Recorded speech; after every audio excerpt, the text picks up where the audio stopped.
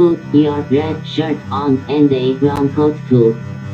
Everybody's joining the crew. We got just one drink that we rule them all. Hope you'd remember your thoughts. Get your Uru fingers and your middle guns. A sonic screwdriver or a sword plus one. Usually when still it will get you to come. To the pit tank. To the pit tank. The Rocky Mountain pit tank.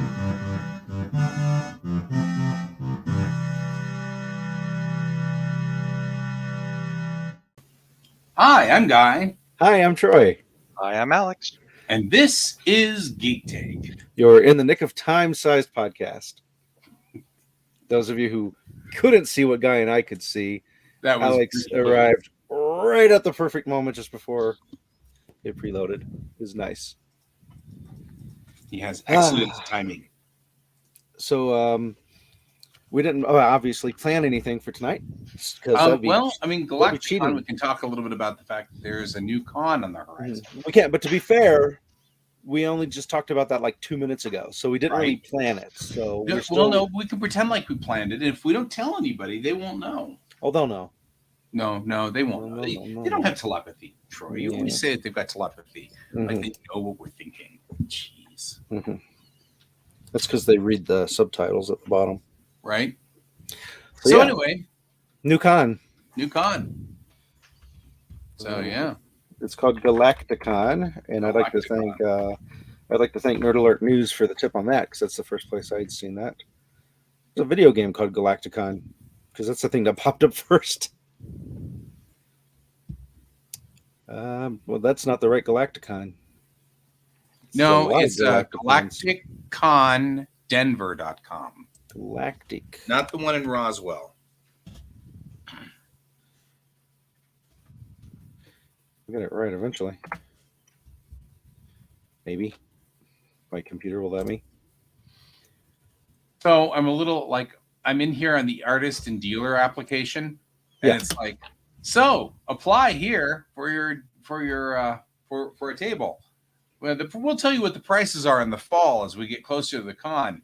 We'll decide on who has the tables in July. And I'm like, so you're going to just say, yeah, we've decided to let you into Galacticon. Congratulations. And in 2 months, we'll tell you it's $500 for a table. And that's going to be bad for them, because then they'll have people who will be like, oh, well, thanks for the offer. We can't afford it. Here's your table back. Good luck finding somebody in like a month or whatever. Right? I'm like, wait, you're not going to tell me how much a table costs? It's good to have that back. I actually was just thinking this the other day, which is looking at my, I have all the conventions set up in my and just looking at all the conventions set up, there are terribly few sci-fi conventions left for someone like me who wants to sell sci-fi comics, specifically a sci-fi comic. So, but yeah. So I was like, oh, it's going to be a bummer to not have that around. At least your style kind of fits manga style stuff, so it does anime conventions. And I certainly could do I can do all the comic conventions, but I'm in a dead heat whenever I get into the comic conventions. Right. Because I'm fighting with Image and DC and Marvel, and all of those guys are around me. And why would I buy your little rinky-dink comic, especially since you charge a lot more, So they probably are, Bob. It makes me a little uncomfortable to okay, I agree to buy this table for whatever you say, And you won't tell me until later. So I'll post this here if anybody wants to look it up, how it's spelled. Yeah, and it's Galacticon. Yep. I'm sure they had to work a bit to get one that wasn't taken already. So, but yeah, November 24th through 26th. So with a sci-fi-esque thing. So I knew something would eventually have to come along and take over Starfest's spot. Let's do that. Oh, okay. So yeah. Oh, speaking of sci-fi kind of stuff, space question popped into my head while watching The Expanse that I thought you'd have fun answering. So usually most people get tired of standing because of the fatigue put into their legs from fighting gravity, and that's why we sit down occasionally. In a spaceship, if you're not fighting gravity, would you ever really have the desire to sit down other than out of habit? Yeah, usually on the space shuttle and on the space station, they don't. Because there was a scene where they're of course using bag boots, but they are in 0G, and one of the characters gets bad news, and to deal with it, they sort of lean back and sit on the console, and I was like, Yeah, yeah. It's when you watch astronauts in space, they never sit down. They don't need to because Right. there's no need to sit down, which actually is one of the reasons why NASA makes them exercise a lot and do things like that, because that's muscle atrophy. it's bad for you. Yeah, you atrophy your muscles. So Well, there you go. Yeah, I'm really enjoying it. I did not recognize the cameo in season 3 until they put up the names at the end, and I'm like, Adam Savage is in this? Where was he? Is he a sponsor or a producer? So I went back, and it's because he didn't have his glasses on. mm-hmm. I did not recognize him without his glasses on at all. And Tara didn't recognize him either. So Adam Savage being one of the two main Mythbuster fellows. Yeah, and a Super E. But yeah, he's apparently a huge fan of The Expanse, and after contacting him and saying, "Hey, I love your show," they're like, well, "Hey, come be this character that's in a couple of episodes," and then die. Yeah, and then Spoiler. dies. Spoiler Lots alert. of people die in The Expanse. So Spoiler alert. It's only a spoiler if you recognize him and know that's the character that's going to die. Lots of people die in The Expanse. Some of them in remarkably amazing ways. What's so funny is the first time we see the slow zone show up, that the guys racing. Oh yeah, that was that got an audible ew from me when that happened. Yeah, in the book it's an ew. And so I'm watching this and I'm like, oh, I don't know how in the world they're going to do. Yeah, that's pretty much what the book did. When it happened, I was like, yeah, that's pretty much the way the book explained it. Having someone turn inside out's okay, but nipples, oh no. Right. We don't want to show anybody's nipples. Nope. You know what would happen to all those kids if you showed them nipples. Alex hasn't said anything. Are you? Oh yeah, you have. You said I'm Alex. He's just watching. I'm like, did we even check to see if Alex's mic works? Has he been talking to us this whole time? And you just don't have anything to say. Well, he hasn't seen the show yet, so yeah, I haven't seen this show. I haven't read the books. You seem to cover everything that was necessary with the how much is it going to cost con? So It's gonna cost con. Ambiguous pricing con. Right. So cool. Yeah. Well, Brent, who has not popped in here and said hi yet, did post on the Geek Tank. I think it was either our Geek Tank page or our other Facebook page. That question that it's like a meme saying if a vampire has a warrant, a police officer vampire has a warrant, does that give them invitation into the house? And as though it's some big debate. And if you're going off of the classic, warrants aren't an invitation. Warrants are written by the law that you must let officer in to do their thing. They can still be uninvited. They just legally can enter the place from the government's law. Yeah, so, but if they use that as a pretense, hi, I'm Officer Cula, D.R. Cula, and this is my warrant to search your premises. May we come in? Yeah, but they wouldn't even need the warrant. They could just say, I'm an officer here, and I heard there was a disturbance. May I come in? Right, exactly. Mm-hmm. There you go. And there you go. And then there's some debate as to if you're just renting the house, do you have the authority to give a vampire permission to enter it because it's supposed to be the one who owns the property?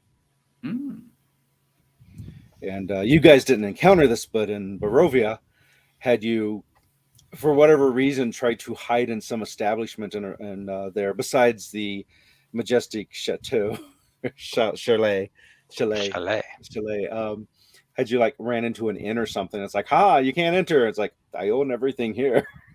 Right. Mhm. Yep. Uh, Yeah, So, I yeah. felt really compelled to say I saw what you were doing, but not for any other reason other than I didn't want you to feel bad that nobody caught your little thing. I just was kind of, I didn't say it because you said what did I do, and I was like, I'm on the spot. I can't think of anything now. So it was like really sad. But I didn't want you to think that it was that your good work went for naught. I'm not sure specifically what you're talking about. The inviting the drag the Inviting vampire him into the carriage. Yeah, into the carriage. Well, I like that Mariah or Fox put it to the entire group, which is nice because now Fox doesn't have to carry the guilt that Fox did it all by himself. Right. Well, we don't know that anything's happened yet, so No, you don't. we have no earthly idea who that person And was. you may never know. Go back to the Shadowfell, and all of a sudden there's statues of Strahd everywhere. I like what he's done with the place. Yeah. Right. So perhaps you should explain to the rest of Yeah. our listeners what happened. Absolutely. The rest of the group. Will you please explain to the rest? So the players went to the Shadowfell to retrieve the soul of another player who died. And in my research of the Shadowfell, I found that Shadowfell adjacent is the doomed dimensions or demi-planes. The demi-planes of Dread. Yes, is of one of their Dread. names. Of Dread! I'm the And law. so in the Curse of Strahd campaign, which is like super famous and has existed since I believe 1978, is I think when it was popped into existence by two women who created it. And I'm going to rabbit hole real quick because I was doing my research on Curse of Strahd, knowing nothing about it other than it was called Ravenloft and Curse of Strahd, and he was a badass vampire. That's all I knew before I started researching this a couple of months ago. But these two women were in a D&D game, and in the classic 1978 D&D thing, you have the random wandering monster chart in dungeons, and a vampire popped out, and they fought the vampire, and they were very unimpressed story-wise as to why was this vampire in this dungeon? What was he doing? Why? I'm a bad guy. I'm here to fight you and kill you. Oh, so they decided, screw that. We're going to write our own amazing, highly detailed story for Dungeons and Dragons that involves a vampire, and hence the Dread domains came about. And this one with the Curse of Strahd, there's these magical mists that keep him trapped there. Hence the curse, part of the curse. He can never leave, and they pull the way players end up in this game is the mists tend to pull players in to mess with Strahd, kind of thing. That's kind of in a nutshell-esque thing. But I decided to have these mists pull these players into it from the Shadowfell because of reasons, and which we can't explain because it'll. And so they got to have a cameo scene with Strahd, a couple of scenes with Strahd, and I was lucky enough to get a good friend, John Calgill, to come in and play Strahd for me as a guest. Who has been on Geek Tank before. Who has been on Geek Tank before. So yeah, I feel it went really well. The only things that if I had an unlimited budget that I would have done is I would have flown him out here and rented us a place and actually LARP it, with the food and everything. That'd been totally cool. But yeah, that's money. But that was still pretty cool any which way. Yeah, I'm really glad it went the way it did, and of course we ended on the cliffhanger of the players in the Fortress of Memories of the Queen of Ravens, Mother of Ravens, Raven Queen, at a table with the soul that they're after, along with who's apparently the goddess of luck, Tamora, and her hated sister, the goddess of misfortune, Bathsheba, something like that. Bathsheba, I think.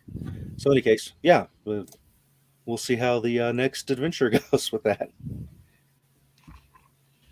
But yeah, it was a lot of fun. I'm glad that we got to game. Yep. Yeah, it's good. We're hoping for in person next time. Yes, Yes. Excellent. Beshaba with an A, My bad. Besha. No, I didn't remember it either.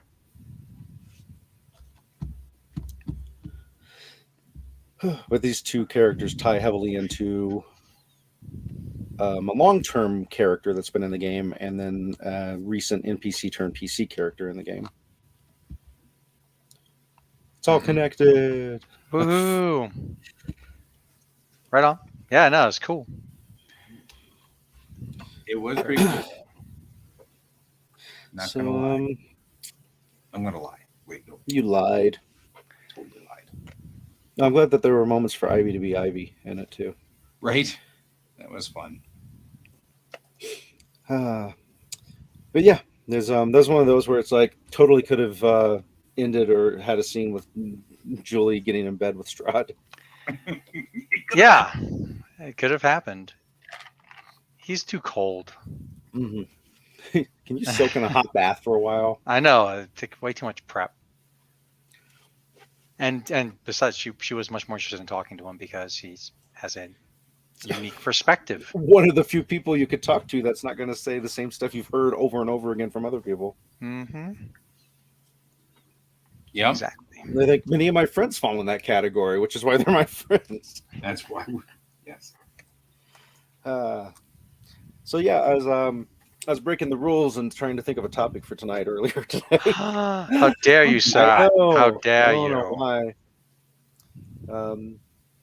And I don't know why this spawned into my mind, but I was thinking of the topic of ethics and morals, Mm-hmm.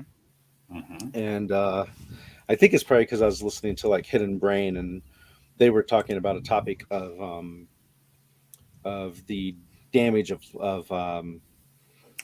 sorry, it was the misintended consequences of your actions.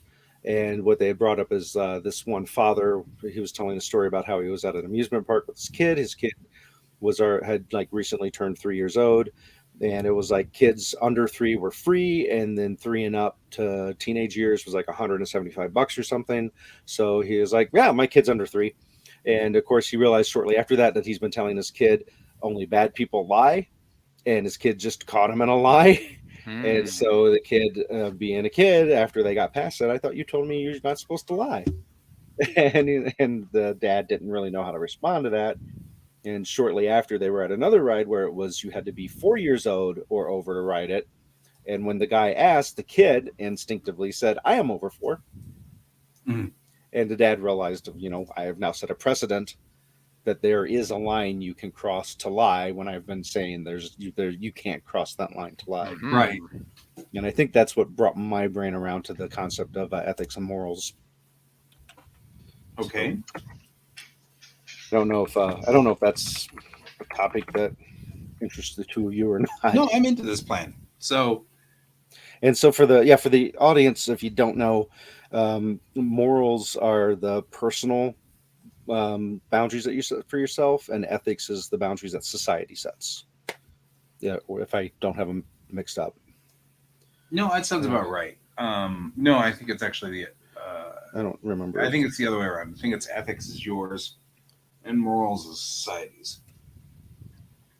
And the reason I say that is because one of the ongoing problems that atheists tend to have is the belief that they do not have morals, which is an ongoing argument between the two cultures.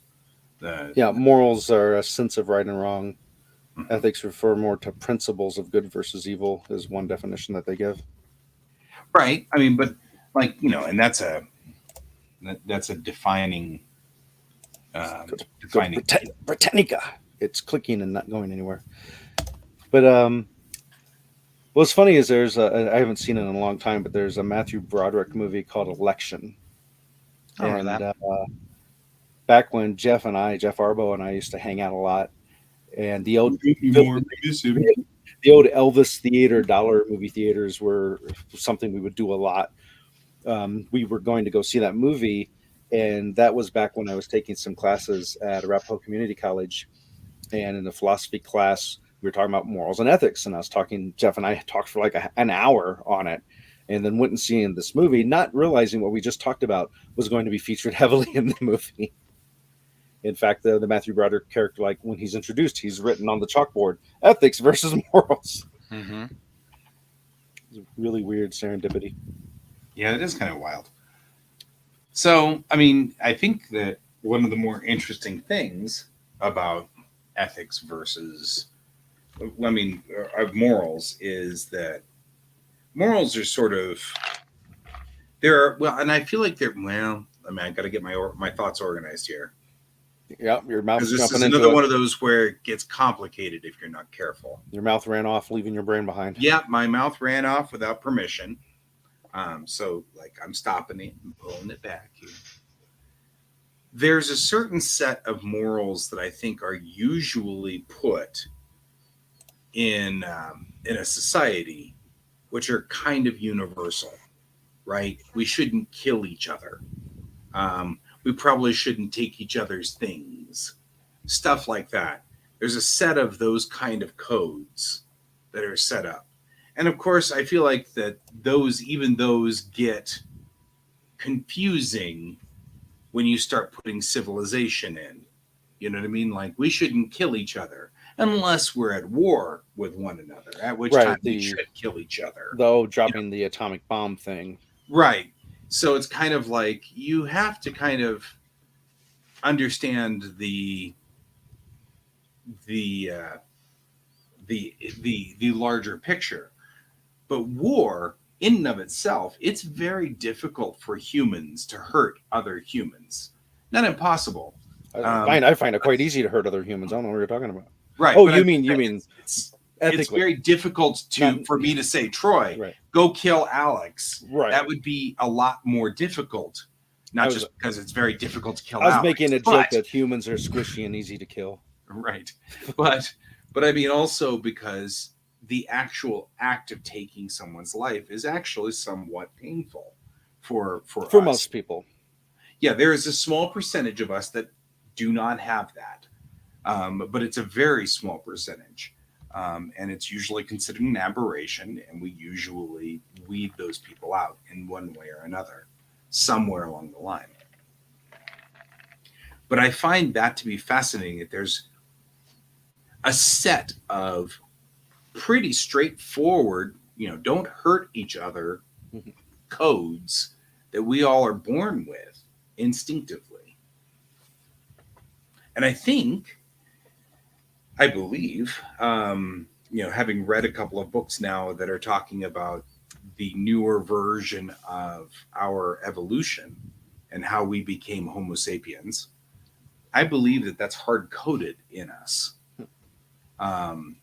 And it's hard-coded because that's how we survived. So we made it through the Ice Age because we took care of one another. Ergo, it's now hard-coded in us. So you'll end up with the aberrations, but for the most part, Darwinistically speaking, we will always evolve towards caring for one another and having a code. The thing that fascinates me is the things that break those codes. Well, there's also just the overriding lizard brain that when angered or emotional, it overrides your concept of ethics and morals, and all of a sudden smashing things and gamer raging kicks in. Maybe, yeah. I mean, there's certainly that. A lot of violence that I'm familiar with is because somebody loses control of what they should be doing based off of being fueled by anger. Sure. Mm-hmm. I see that a lot with children.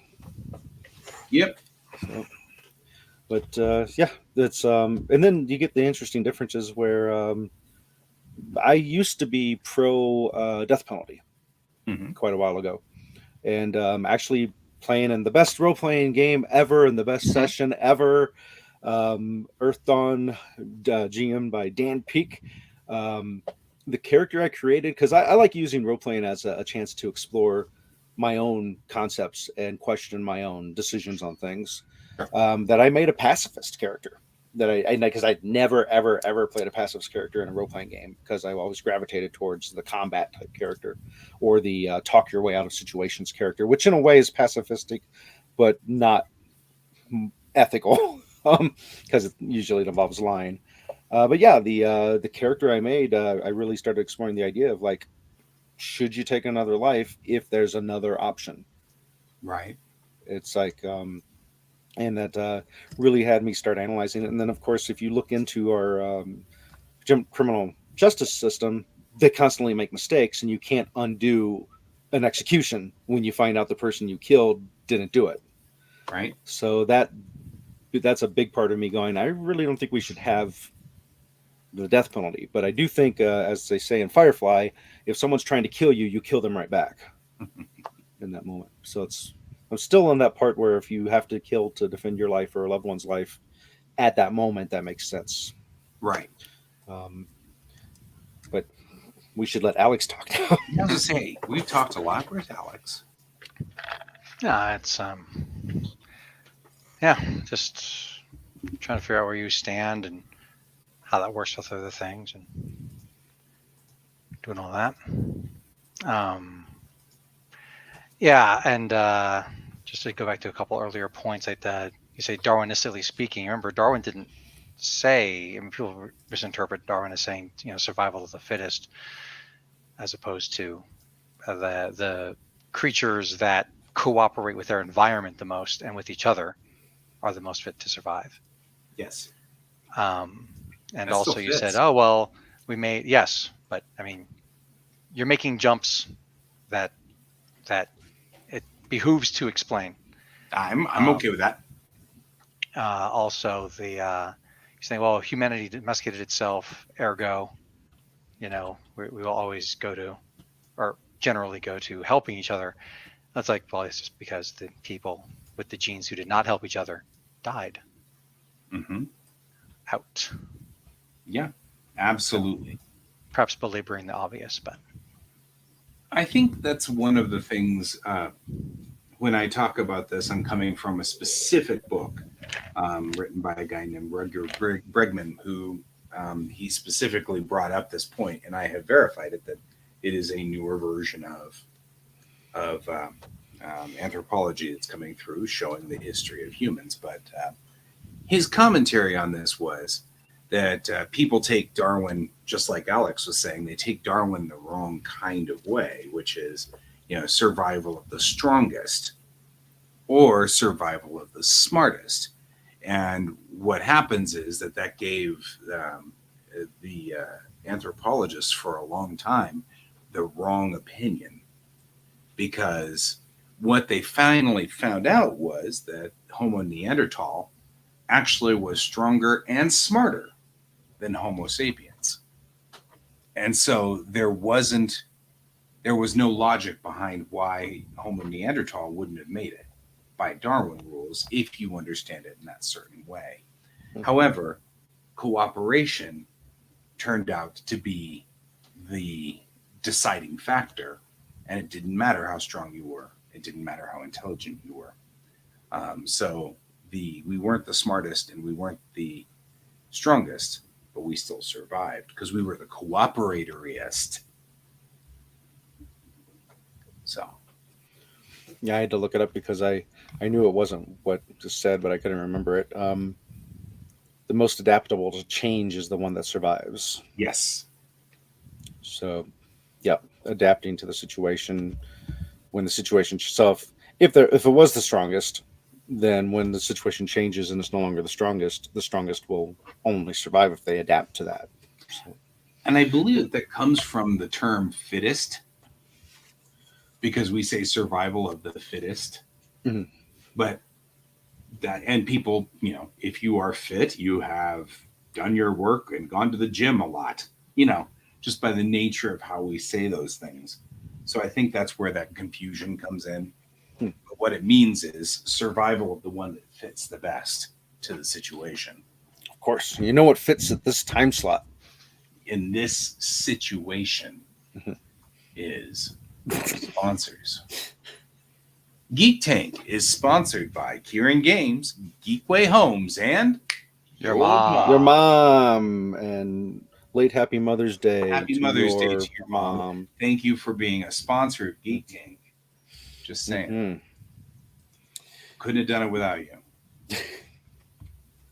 Well, speaking of the fittest. So yeah, then the wrapping back around to The Expanse, which you have Amazon Prime, don't you, Alex? No, we haven't had Oh, Amazon Prime in quite okay. some time because Dang. they're they don't expensive. care to give Bezos lots of money. Understandable. Then never mind. But the adapting and working together is a big part of The Expanse because Mhm. you have three different factions, and I feel they do a way better job than Game of Thrones did with their politics. Yeah. Which, I mean, I guess that's not saying much depending on your take of Game of Thrones. Womp womp. But yeah, it's been enjoyable. There's been a few things where I feel like there's just been editing issues in getting the correct story stuff out, and things not getting explained. Like, this is a bad person who tried to kill our hero. Lock him up. Next scene, they're standing in the main comm room with everyone else. It's Terranor. Like, why is she not still locked up? And Because it's like in Venture Brothers. yes, Like, yes, and then Captain Sunshine just threw me into the middle of the prison yard and said, he won't be bothering anybody else for a while. yeah. Never heard of due process before. But yeah, knowing what I know from what Guy said, I'm like, I'm sure there's like a chapter that probably explains the part in between them just making the decision to not keep her locked up anymore and her ending up with everyone else. They just decided to kind of gloss over that in the actual TV show. But I'm really Peaches. What? The one who had it in for James Holden. And later on, it's like, oh, I've got this restrictor on my arm that prevents me from going all Hulk commando and that's Peaches. snapping heads off. And it's like, yeah, that's still not a good enough reason in my mind to let you out of prison. But yeah, that's Peaches. It's Peaches is Amos's name for her. Okay. That's the sister of Julie's sister. Julie Mao's sister, yeah. But yeah. Claire. Oh, come on. The problem is that Amos is such a great character, and I love him so much. He's that I have a hard time hearing anybody's name now, except in all of his. Yeah, because he does like Ivy. He changes everyone's name. Changes everybody's name, and so it cracks me up. Like but it also makes it really hard for me to remember their real names. There's a diplomat called Chrysogen. And when he meets up with her, it's like, how you doing, Chrissy? And she's like, I am not a stripper. I'm a politician. He's like, you could be both. Yeah, that was the best. So those are my two favorite characters. And sadly, we got all of like one scene between the two of them, Amos and the president. Mm-hmm. She is still my freaking favorite character. I love her. Yeah, Tara's like, she obviously got voted in because she curses all the time. And it's so funny too, because the book does the same thing. It's like, the president was this lovely grandmotherly woman who is, she gives off this air of motherly love, and then she comes up and goes, who the fuck did this to everybody? You're like, wow, that in the book just slaps you right in the face. And he sets it up too. He sets it up with, she's this grandmotherly character with all of these. And so whenever they were going to make The Expanse, I'm like, I don't know how in the world they're going to do Avasarala. Mm-hmm. I don't know.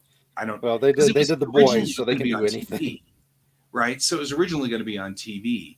Yeah. And it's like, and I'm like, I don't think they can pull off Avasarala because every third word is fuck. And that's just the way it goes with her. And that's just the way it is. Yeah, I think if it wasn't for Amazon, they wouldn't have been able to get away with it. Yeah, well, I mean, once they went on to Amazon, I'm like, well, at least now Avasarala is not going to have to be, censored.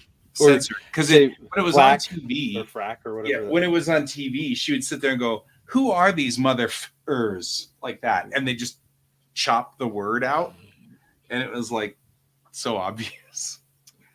But yeah, it's such a good series, and it's so well written, and that's why I'm like, if you're seeing plot holes, I didn't see any plot holes because you've read the books. I had read the books. Yeah. And the answer to this whole thing is there's an entire sequence between Holden and Peaches. Yeah, where Peaches starts explaining what's going on, and he makes a deal with her. Yeah, that's not. Says we can use you, or I can put you out in airlock. Your choice. Not in the show. Yeah, and that wasn't in the show. They must have skipped it somehow. Yeah. But that was effectively what he did. He's like, I don't have time to mess with this. Everything is going to hell in a handbasket, and literally the fate of the entire solar system, the fate of everything. Yeah, the fate of everything is sort of hanging right here. Mm-hmm. So you can help us and be a good person, or you can be a bad person. I'll have Amos throw you out an airlock. And she's like, I'll help you. Given a choice. Right. So wrapping it back around to ethics with the rules of society, since you're talking about cursing, that's been an interesting aspect as a parent. I don't know if you've gotten to that point with Nova yet, having to correct using language that shouldn't be used in public spaces that you wouldn't care about if they were used in non-public spaces. No, she's been pretty good about being appropriate. The thing that's interesting about Nova is Nova seems to have a very defined, internal set of rules going for her. I can sense that. She's a kid, but I can tell that when she's 25, everybody else is going to be going to her to find out the moral compass of themselves. Because she's very, in her head, very straight about all the things she's doing. I don't spend enough time with Nova to make any assessments on that case. Well, I only talk to her once in a blue moon too, but when I talk to her, in the car, she knows what she's doing. She knows where she's headed. She's got everything kind of in little boxes. And so, as opposed to my kid, who everything is everywhere and sometimes he's going this way and sometimes he's going that way. And sometimes he was going this way, but now he's going that way. And it's just, chaotic. Yep. Like in Firefly, I'll bet you anything that's Donald. Hello, Donald. I'll bet you anything that's inspired that scene to some degree, although it really, they call it taking a walk. The idea being you walk outside the ship, so. Yeah, but I've explained to my kids that there's certain words I don't care if they use them, as long as nobody else around is going to hear them or only their friends. But they need to control it and not just get into the habit of just spouting off things when they get a little upset. My biggest problem child is the giant. But because he's gotten to the point to where it's like, these bleeping chips won't open. And it's like, those chips are not a problem that warrant being cursed at. I don't know why I bleep myself. We're after hours already. I've already said bad words 3 times. And but, I don't ever say bad words, so that's going to be funnier. But yeah, it's and it's when we're in public and you hear it all the time, it's hard to keep that line that in my mind is what society should do when society's already moved on beyond that line that I was thinking they should be at. Yeah. Well, and there is a problem with this. The language is ever present on the YouTube channels that my kids watch. I hear the same YouTube language, though, just being out in public and shopping in the store. And and from our old broadcast partner, Chelsea. Yes. Well, and in and of itself, I wouldn't have a problem with it, except that I end up having to be responsible for it. You know what I mean? Somewhere along the line, last year sometime, all the kids were on the playground and they were cursing up so much of a storm that the PE teacher called all of us to tell them to stop, because apparently she tried to get them to stop and they didn't, and and stuff like that. And so and her whole thing is, I wouldn't care, except that our school is in the middle of all of these neighborhoods and the neighbors keep calling. And so she's like, normally this wouldn't be a big problem. It's a problem. I think I should do is I should just tell Taryn, if you're going to curse, I want you to go learn from Alex. So at least you have some flavor and color in what you're saying and not just repeating what you hear. I remember one of my favorite terms that you said years ago, Alex. I don't even remember the situation or why you were saying it. I just remembered your exclamation was like cock goblins or something like that. Right. And I'm like, that's clever. I'm that's filing away in my head. So, Yeah. I know there will be a time when I can use this. Right. Yeah. That's a good one. for when I run the after hours D&D game. So, That's a good but one. that's another one of those under ethics. And I mean, you're bringing that up, and that's a good solid point. Were you going to say something, Alex? No, I was saying that was a good one. Okay. Just making sure.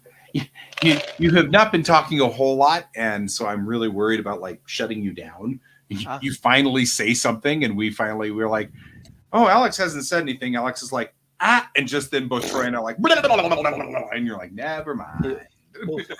He'll advocate for himself. Yep.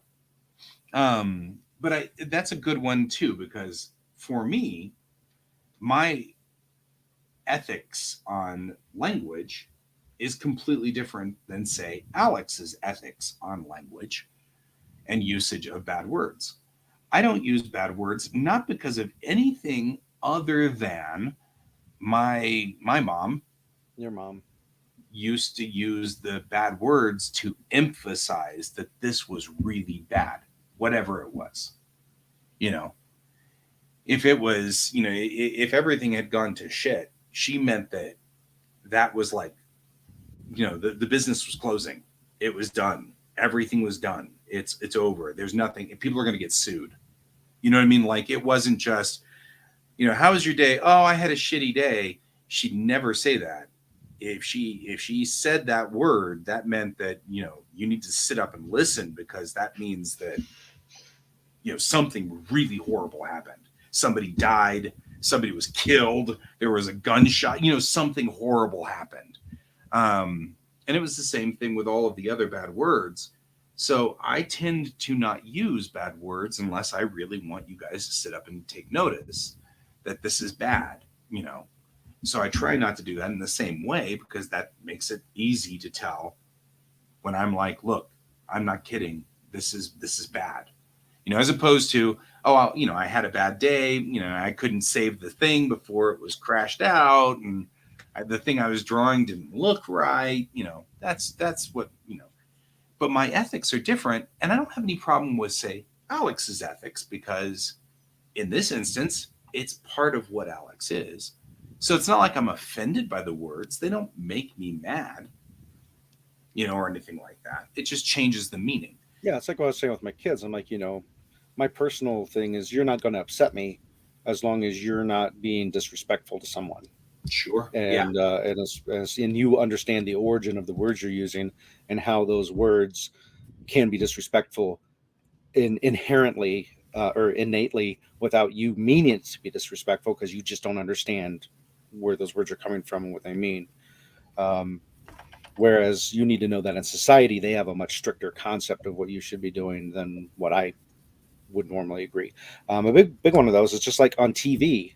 You can't say the words God and damn together back to back. You can say damn, but damn you can't say, damn God.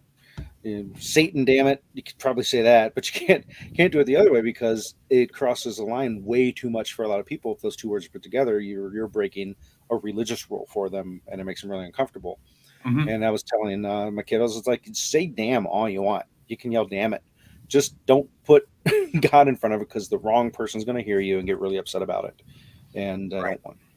It's better to just avoid that whole mess than to even go into it with them. Well, and then that becomes part of when does it cross the line from a cultural word to a non-cultural word? Like, for example, we also use the term Jesus Christ, which also offends. Curse word, which then also can go the same direction with the same religious people, but it's also now established as a word of exasperation, right? Which is another one of those that I'm trying to get them not to say, right? Because I know that you and I both have people in our family that that doing that ruffles feathers. It's going to be hours of us getting lectures from somebody So we know that. But I'm just talking Except about, I'll walk away in the first 5 minutes. right? I'm out of here. But it's more of trying to teach them. It's like, even if you disagree with their concept and their rules, it's respectful to not cross those lines. Right. And what I want you to be is to be a respectful person of other people. Agreed. Well, and that's the other thing. That's what I've been trying to explain to my kid is it's not about the words. It's about what is your interface with the person you're talking to. Mm-hmm. And that's been the hard one to explain. When I talk to... Oh, nope, it's okay. It's a screensaver. Never mind. Screensaver came on. Screensaver made me think my computer was shut down. When I'm interfacing with you guys, I use a whole bunch of words that I would never use with, say, I don't know, my stepmom. Like THACO. Right. Well, and I'm not actually joking. That's what I'm talking about. Mm-hmm. If I say THACO to you guys, you know what it means. My stepmom's like, okay. If I even speak about warp drive, she has no idea what I'm talking about. So it's about interfacing with the person that you want, your audience. What's your target audience? Mm-hmm. When I'm with her, my dialogue changes. I use a certain set of words, and I don't use a certain other set of words. I would never use an analogy to magic. I would never use an analogy to D&D because she just wouldn't grasp it. And so that's what I've been trying to kind of explain is people tune you out when you don't use the right codes. And so you need to use the correct codes if you want something from somebody. Yeah, it's like Donald is saying over there that in the Navy it starts innocent, but when you hear a cursing sailor, they're getting things done. It's because the people they're talking to, they're speaking in that language. It's a vernacular. It's a vernacular of the whatever it is. Usually military people, because they live on the the proverbial edge of the sword. They tend, right, exactly. I mean, and that's the same thing. I mean, and we've even got codes that are on codes now. You say the wrong codes, and it delineates you into the wrong political group now, and that can cost you connectivity. We've been talking about that quite a bit for outreach. If you're interfacing in business, you don't want to say anything that's politically left or politically right, because the moment you do, you literally lose 50% of your clientele. It just drops right out, and it's bizarre. Mm-hmm. And it's on both sides. This isn't even one of those things where you can pin it on something. You can't pin it on, whatever's going on. It's just that it's part of the atmosphere of polarization. But yeah, it's about interface. I'm sure that when Alex is in a church with a priest, even, he does not, in fact, curse like a sailor. Alex is like, well, it depends on the church. Yeah, and the priest. Right. But yeah, I mean, in general, you wouldn't do that, and neither would I. I mean, I would respect that. And when I'm with people who are of, like, say, the Christian religion, I won't say the words that we were just talking about in exasperation, or whatever, which is fine. I try not to say them usually anyway, but because it's good neutral talk. It's the way it's easy to be neutral and just not have anything that gets on people, So. Were you going to say something, Alex? I was going to say that this is just, just how you behave in front of different people. It's code switching. It's code switching. Yeah. And that's what I've been trying to teach my kid is code switching. And so it's been, I don't know if it's respect. It is. I mean, it is respect, but I don't know if it's specifically respect. You got to know when to curse like a sailor and when to curse like a Sailor Moon. Right. Like, I'm pretty sure you'd be okay if I curse like a sailor because, that's where you were. Except I won't get any of the nautical terms that you use. I know, it's so weird. Port starboard. Poop deck. Oh, that would be a great curse word. Oh, poop deck. Oh man, I mean, but no, I mean it's like it's the same thing, code switching, and respect is whether whether you want to continue to interface with that person. That's a matter of respect. Because if you disrespect somebody, you're not going to get anything out of them, nor are you ever going to be friends with them. So it depends on whether you wish to work with this individual or not at any time in the future. And since you never know, I default to respecting everybody because you never know, you know. I mean, if you just look at it in a purely selfish way, but yeah. So something to think about. And I'm just talking about the mechanics of operating with people. Yeah. I'm going to start saying poop deck. I think that's funny. I haven't done it in a while, but I used to just use gibberish. Yeah. Because I was in the practice of it since there was a game in improv where it uses gibberish. So I could just switch to it second nature back then. So You speak fluent gibberish. I was just speaking in tongues in that, Yeah. which is basically gibberish. Tongue. Just not in front of the ancient tomes. Right. Klaatu. Barada. Necktie. Necktie. What's so funny is I saw the day the Earth stood still before I saw Evil Dead. Well, yeah, it came out long before Evil Dead, didn't it? Yeah, but I mean, I didn't. All of my friends saw Evil Dead before they saw the day the Earth stood still. Oh, okay. Well, I'm sure you probably still have went lots the of other friends who have direction because, never seen that movie anyway. Right, because Evil Dead was a horror flick, and I tended to stay away from them because I knew that there was going to be jump scares. And there are. So it wasn't until literally I was hanging out at Greenwood with James and all of those guys that we all decided to watch Evil Dead. And I'm like, oh, this isn't so bad, you know. And then it had lots of jump scares, and I was like, well, I guess it is kind of bad, but that's all right. But that was still really funny because nobody had said it before that. And all of a sudden he's standing there with a book going, Klaatu, Barada. And I'm like, Niktu. Did you not watch the movie? Hello. I'm like, I watched the day the Earth stood still. So I know the word he's trying to say. Ash is not the kind of character who would to watch that movie. You're fair. Nope, he's a dumbass. Smart shop. There is shop smart. Shop smart. Shop S smart. Yeah. Yes. Bad Ash, good Ash, but there's also dumb Ash. Always true. Slang changes the meaning of words as time goes by. You know what's fascinating about this? I want to say this real quickly before we close out. I've noticed that cool has meant the same thing since it came to the vernacular of everybody in my father's era. It still means the same thing. That's cool. Still means the same thing. And kids these days still use them, even though we've gone through radical, awesome, sick. That's one that's interesting. Like we've got all kinds of these different terms that have come and gone per generation, per era, but cool still means the same thing. And I think that's fascinating. I wonder what it is about cool that has kept it sort of cool. Kind of makes me wonder. Like I often will say the word hip because I think that's funny.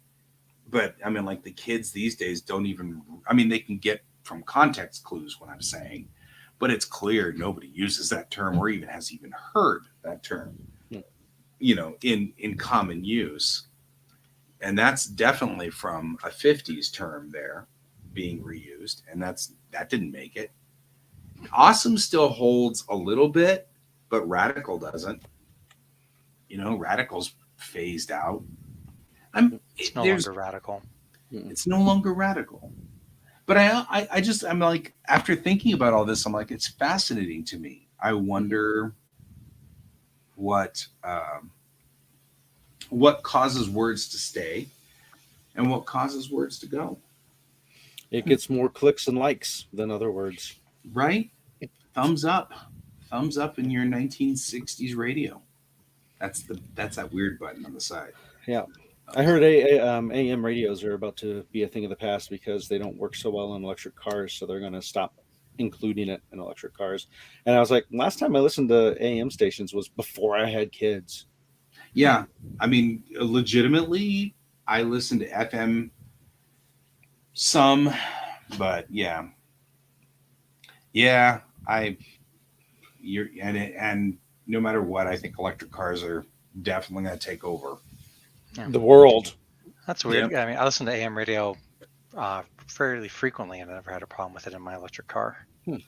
I don't think that it's.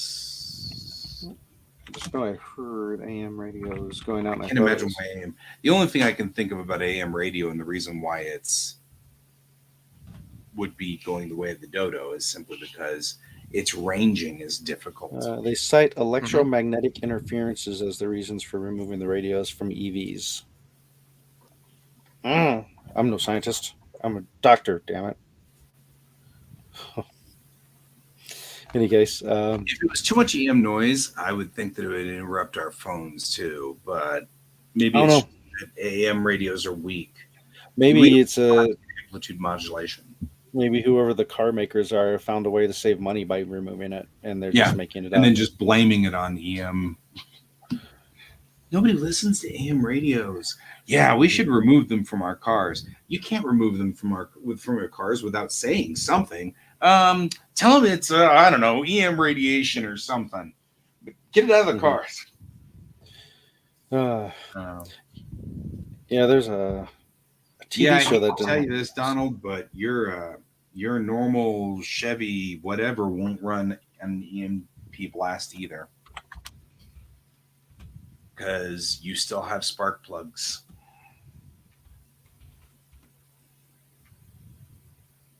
Revolution, that's what it was called. There's a TV show that's centered around a worldwide EMP thing going off, and after the first episode, it picks up like years later that societies had to rebuild without any electronic devices type thing. So it was an interesting concept, but the show never went anywhere. So the only car that would actually run after an EMP burst, and it would have to start after the burst, would be a Model T Ford. And that's because the point system in a Model T is the only one that would actually keep operating after disruption of the electrical pulse field. Anything with a more modern distributor cap won't run. So it won't matter unless you have a Model T, which means that the holdaways will win. Holdaways will drive around picking up everybody. That's the way it goes. So 'tis the nature of the beast. Is it the spark plugs or the battery that would be the problem? Would it be the spark plugs or the battery? It has something to do with the Model T's. It's their. Come on, I can see the item in my head.